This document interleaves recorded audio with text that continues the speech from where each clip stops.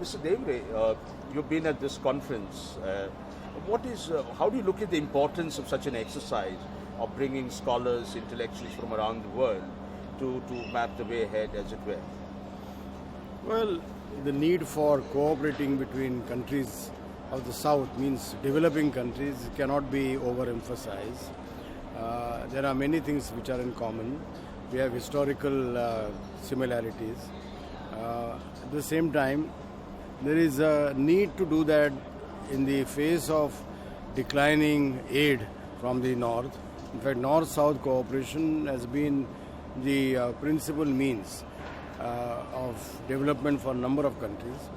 But in addition, South-South cooperation we started way back as far as India is concerned, right from the early years after our independence, subsequently formalized in the ITEC program of 1964, has been a major contribution to our foreign policy.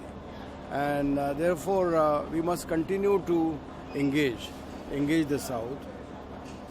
Today, one can see, in fact, South-South cooperation overtaking North-South cooperation in many respects. And as North continues to struggle with a number of issues, perhaps we can expect much less ODA or aid from them. In any case, the philosophy of aid from the West or North was very different from South-South.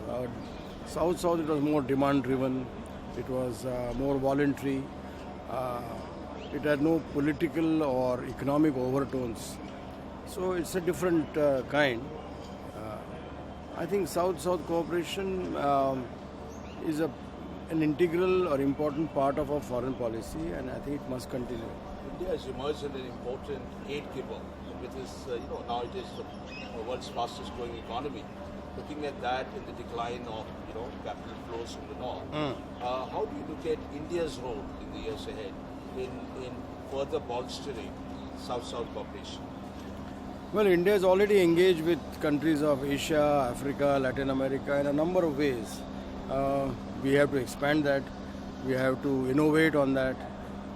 As I saw this exhibition, there are a number of new areas like digital India, which can be, again, our experience can be shared with others. Solar or the new forms of energy, a new area. Agriculture. I think today India has a lot to offer to these countries. We can also learn from them.